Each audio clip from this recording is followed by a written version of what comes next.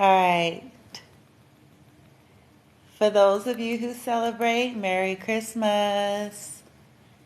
But let me switch this up for you. Come on in. I'm going to take this off here. Y'all not going to see the gingerbread cookie people here. Hold on. All right. Hopefully you all can see. Let me see here. Is that better? Okay, God, it's so cold. It's cold. Yo, I'm still like trying to I got heat on, bitch. I got all sorts of shit on. I'm still trying to like shake the cold. Um, Anywho, Merry Christmas, Happy Holidays, Feliz Navidad, Happy Kwanzaa, all of it, okay? Whatever it is, Origins, Happy Day, okay? As you all are coming in, depending on where you are on the globe. For some of you, it may still be the 24th. For others of you, it may already be the 25th. Anywho, this will be short. I'm going to put this out there for you all to just think about this, okay? We hear the common phrase, forgiveness is for us, right? We hear this, whether this is in a spiritual community, whether it's in the religious community, whether it's in behavioral health. We all hear the phrase, forgiveness is for you, right? When people have gone through things and they be like, okay, the working on the forgiveness is for you, it's for you, it's for you. Okay, now, what about when people make an amends? Who is that for, really? The person that is seeking to make an amends, right? So let's say someone that did something in their soul or their guidance or whatever it is like, if you want your life to be at peace, bitch, you are going to have to make an amends. Do we apply this same principle as we do when we tell people that forgiveness is for them? So in other words, the person seeking amends is to clear their conscience or their soul or whatever, right?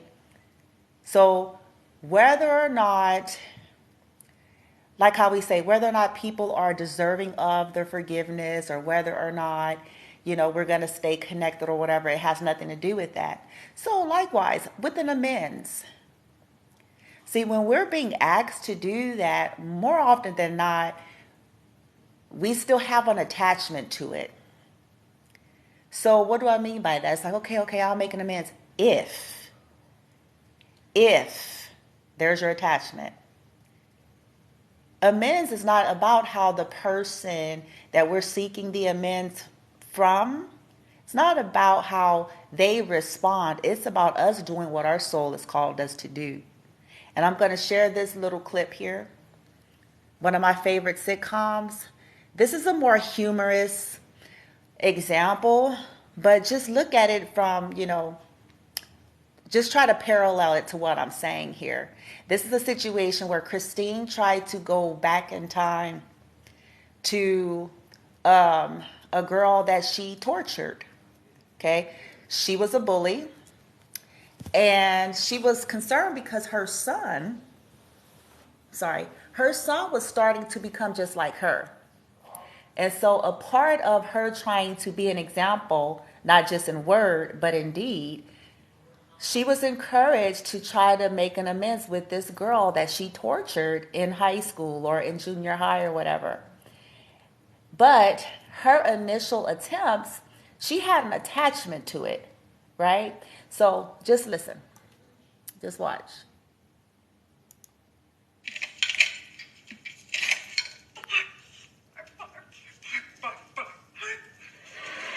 We have a problem here.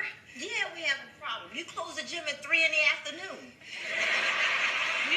No. It's a bigger problem. Frankenstein came here and she wouldn't listen and she wanted to leave, but I couldn't let her leave until she listened and I did something bad. How bad?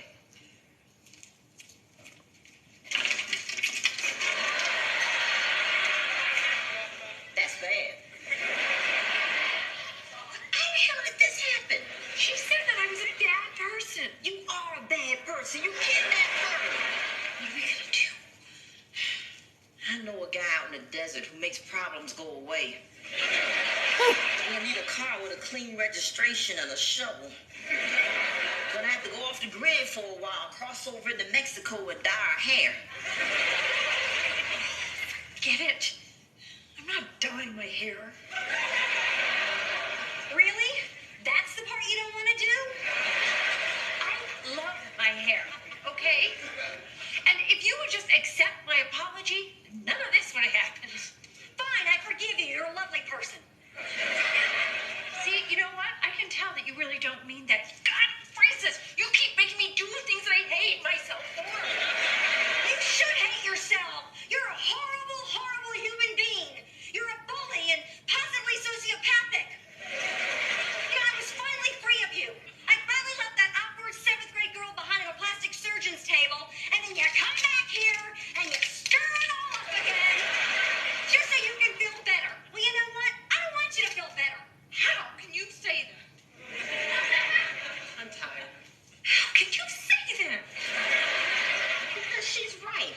You don't get to go back 60 years after junior high school and right your wrongs. Look what you did. She's a wreck. You do owe her an apology, but she doesn't have to take it. Right there. Fine. I'll untie you. That's the point. That's where I was going. Seeking an amends was about doing the right thing, not about the outcome. Just like when we're told, okay, work on their forgiveness. It's not about, okay, did that person ask for an apology? Do they deserve it? Woody woo, all those things that we're told. No, well, it's not about that. It's about releasing the situation, releasing the incident, letting it go and moving forward and healing through it, right? You got to heal through it. But it's the same thing the other way around. It is not a true amends when we have an attachment. Sure, like Wanda's character there, like she said, okay, you owe her an apology. Yeah, she don't have to forgive you though. And if we understand that, it's like, okay, then we did our part. Christine was attempting to, right? But she had to let go of her attachment. Like, dude, if you're really, truly, sincerely sorry about your conduct and behavior, your attempt to make an amends need to be based on that and that alone. Not whether or not the lady is going to be, sure, yeah, I forgive you. Oh, all is well. Let's go to Starbucks. Like, she had to release that. It's about her soul. It's about her becoming the example for her son. She was worried. She was concerned because her son had gotten in trouble in school for being a bully.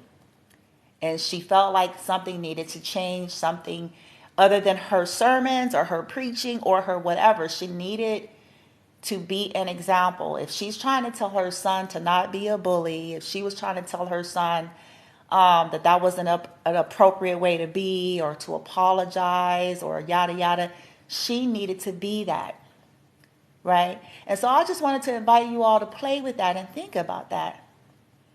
We don't often hear that side of it. We always hear talked about the forgiveness and, okay, you need to be, okay, but when we're seeking to make an amends, it need to be because we want to make an amends. We want to do the right thing.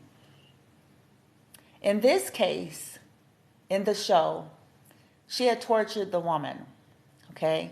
See, sometimes, we have to accept this too.